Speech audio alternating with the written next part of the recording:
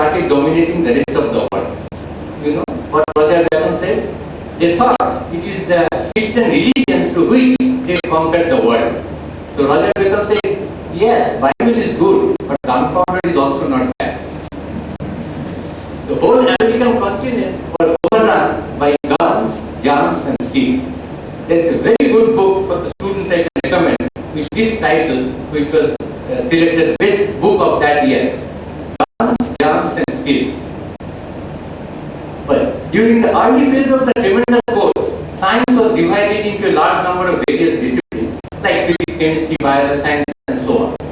Each of these was further subdivided into different specializations, as you know, physical chemistry, organic chemistry, inorganic chemistry. Until almost the first half of the 20th century, it was the age of so-called small science. That means scientific activities were carried out by individuals or at the most a small group of individuals in academia and were funded entirely by the states. The main objective was to understand and model the nature. Technological readiness or commercial success, if any, was not immediately relevant.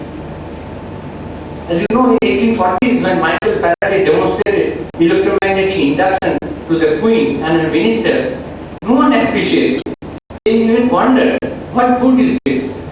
So Michael Faraday replied, what good is a baby? But he had the foresight and told the finance minister, the chancellor of the exchequer, that at least you should be interested because there will be a day when you will tax it. Commercial production of electricity for public consumption, starting the age of electric power, had to wait for a few decades after Faraday's scientific discovery. A similar example can be cited by considering the science and technology of production of ammonia.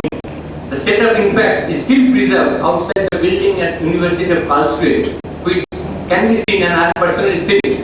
It is on that, which made nitrogen fixing to the soil possible, and agricultural production was boosted tremendously. And real estate technology, autonomous scanner. But is that always true that technology follows science? No. A counterexample can be found where science followed the technology, and that is the development of thermodynamics during 1840s and 1850s, following the scientific works of Joule, Clausius and others. By the end of the 20th century, famous physicist and the former director of the Institute of Advanced Studies in Princeton, Freeman Dyson, believed and norms. One such technology may give rise to the development of other technologies, some to support it. Road building technology went to a sea change so that powerful cars can run faster. You know, the powerful auto lobby in Germany has ensured that it is the only country in Europe without any speed limit. In the powerful gun lobby in USA is creating a fierce debate on free sale of all kinds of deadly weapons, even after so many frequent shooting tragedies in schools and colleges. Coming to the mess that some or all technologies create, only recently anti-pollution technology is being developed to limit the pollution caused by billions of automobiles all over the world. At this stage, now science is forced by technology to chart out new problems of research to limit the damage caused by them. So it's a very complicated relationship between science and technology. That is the point I am trying to hit at. You know, Wallace Carothers got interested in condensation polymers and how came the product nylon, and our material world changed beyond recognition. Both science and technology, like all other creations of the human spirit, are unpredictable. Scientists and inventors play with a lot of toys, but only some grow big to change the course of history. No one can foresee which development will lead to a disaster, so the game of technology continues. When Otto Hahn stumbled upon the discovery of nuclear fission in 1938, he had no inkling of nuclear weapons or premonition that he was treading on dangerous ground. When the news of Hiroshima reached him 7 years later, he was overcome with such grief that his friends were afraid that he would kill himself. That means even the scientists who created the science could not foresee what is going to come in the future. Science also has some unfulfilled promises of very useful technologies. Two typical examples are high-disease per contact wires and nuclear fusion.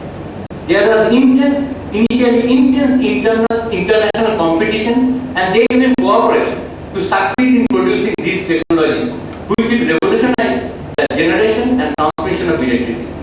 But commercial success is believed to be still far, both in creating superconducting wires for transmission of electricity or nuclear fusion to generate energy. With the explosion of growth in both science and technology during the second half of the 20th century, some very basic changes have taken place in the pursuit of science from the earlier age of so-called small science. These are, first of all, what we call big science has started replacing small science. Very big international projects involving huge funds, large number of scientists and technologists were taken up. Experts of various disciplines had to put up a team effort to execute these projects, which attracted even the public opinion and curiosity. Previously, normal persons was not interested in what is happening in some scientist lab.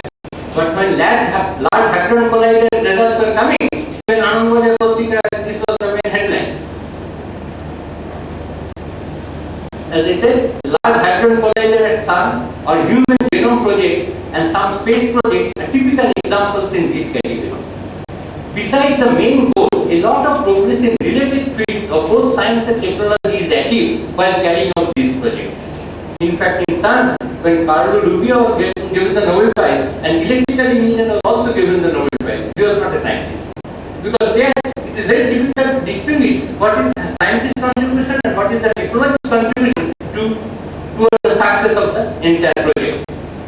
It becomes difficult to distinguish between science and technology. The borderline becomes thin in these projects. In fact, previously there was a joke. If the project is successful, then it is called a triumph of science, and otherwise it is a failure of technology. And this is what we call as engineers. And second change that happened during this big science is the old compartments of scientific and engineering disciplines continued to break their walls, and new interdisciplinary fields like molecular biophysics, bioinformatics, avionics, all these are evolved. You know, the number of biology, the advent of strongly science-based industry as biotechnology has changed the scenario of science-technology relationship. In fact, modern biotechnology startups have led to a paradigm shift in terms of new scientific knowledge itself becoming a sellable product. You can sell a scientific product, a big molecule, if you can discover which can serve as the bulk drug discovery, then you can sell that molecule. It was previously unheard of or could not be thought of that a scientific product without going to the industry becomes a sellable product. That means commerce and science are getting an interface, and each will affect the other.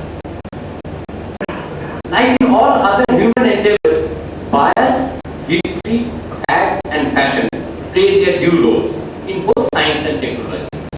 In contemporary scenario, as you know, everyone wants to join the bandwagon of nanowire. In fact, people do not say anymore that I have some length scale 0.85 micrometer. They will rather say 850 nanometers. In fact, this has led to a scientist saying that look, don't talk of the nano all the time. I know a microbiologist is equivalent to 1,000 nanobiologists. As an example of typical bias, we may recall the design of starter motors for automobiles. You know, initially, when people wanted initial all automobiles were hand cranked, then they thought of putting a motor to start it, so that hand cranking can be avoided, so that ladies can drive cars or old people can drive cars. So initially they went to electrical engineers. Can you design a motor for starting the automobile? They said, what kind of current you need? He said, about 300 amperes. He said, forget it. If an electric motor has to be designed for 300 amperes, the motor will outsize, the automobile. It will be so big. But mechanical engineers didn't give up. They said, this is the problem of bias. Electrical engineers think 300 amperes is for continuous rating. I will take 300 amperes for 2 to 3 seconds. So a very thin conductor is sufficient to have the starter motor. So that's how I say that this kind of bias is also there. You never know. Now, how about this? How how the history of technology affects the future technological development. Probably you know about the joke that somebody was asked what decided the size of the Saturn rocket, not the length, the cut, the diameter. The answer is that it is decided by the back size of a horse. You know the size of the, you may ask why. The answer is the Saturn rocket will be manufactured somewhere, will be assembled somewhere, then it has to be carried to the launching station. How will you carry? Obviously by train, and the width of the train is decided by the gauge of the railways. What decided the gauge of the railway? The gauge of the tramway in London. Who used to draw the trams? Two horse standing side by side decided the gauge of the tramways, and that decided the cost of the Saturn rocket. So that is how, in any human endeavor, we cannot forget the history. History, if you forget, you are going to make the same mistake all over again, whether it is science or technology. Okay. Now let me say that obviously no one can predict the future. Who could foresee, say about 30 years back, that the most traded commodity will be information? Storage, retrieval and transmission of this commodity have created possibly one of the biggest modern industries. This technological revolution has changed all aspects of human society, including family, politics, judiciary and whatnot. You know, I know some families whose dinner menus are decided over emails. They don't talk to each other. They send emails from one room to the other. In fact, almost equal emphasis is being placed on right to food and right to information. So information has become as important a commodity as food. In fact, even the genius of Gauss was proved to be wrong when he said that mathematics is the queen of science and the theory of numbers, because of its supreme uselessness, is the queen of mathematics. These days, as you know, theory of numbers is playing a very important role in the internet security protocol. So even Gauss could not see what will happen 150 years later. But the creativity of the human spirit is boundless and is exhibited in all human activities. A genius comes and changes the course of development along an unforeseen path. In this context, I must talk of a very simple human activity where this ingenuity was shown. It is a high jump. Even in 1968 Olympics, the world record of high jump increased by, I don't remember, at least very huge margin. Previously, it used to increase a little bit, few millimeters maybe. But at that time, it crossed by 6 to 8 inches. Why? Because one gentleman, Prosperi, he realized that when a rope crosses a bar, the CG of the rope is always below the bar. When a flexible rope is crossing over a bar, the center of gravity of the rope is always below the bar.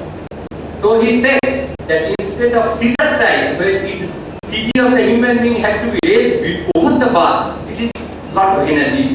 Using the same energy, he said, I will try to bend myself into a rope and went and at the back towards the high jump bar. And then the high jump record was increased by 6 to 8 inches. This is known as forgot. Cooperation with rather than conquering nature while satisfying human curiosity and need rather than human greed will serve as the benchmark for developing various forms of natural disaster may spell doom for the entire human in the museum. You know to which icons went the first 3 places? Number 1 went to X-ray machine, number 2 to penicillin, and number 3 to DNA helix.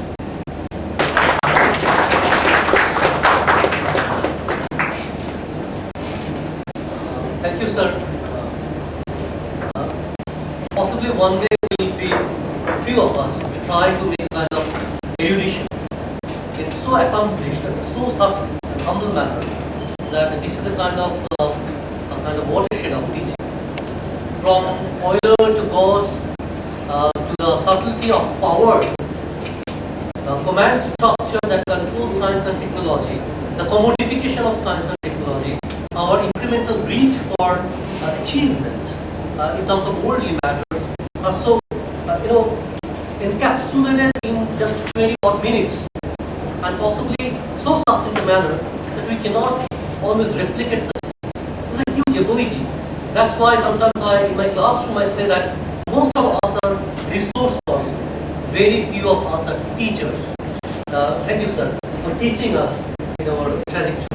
Now I invite, of course, Professor Joel to Mukhopadhyay. He's from the Department of Computer Science and Engineering, IIT Kharagpur. But he's also a kind of prolific popularizer of science, particularly in Bengal.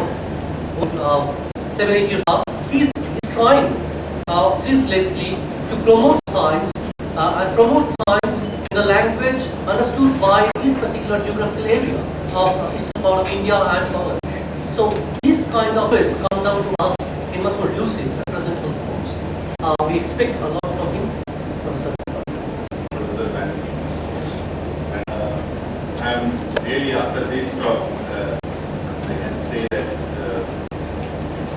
we may not get that kind of enjoyment from the topic, but I will cover it mostly because of my limitations of related skills. So I should put that kind of disclaimer in my audience that really I'm not an expert. Maybe some of those messages are non-controversial, even though I will be sure. I am not a person who is popularizing science as it is in my own that's not. But I have particularly this question always intrigues me that our rationality, how we does it? As an individual, how do we take a stand for various issues? Whenever there is a question, whether it's a research issue or whether it's just a question in your daily life about your rituals. So how do you behave? So actually Professor Sudhanta Das was referring that the students of this institute, they are very polite, but still they have their own habits, culture. Of course, everyone should have. We have our background, we have our history, we have our cultural background, and we should be proud of our great heritage, this part of the country, of overall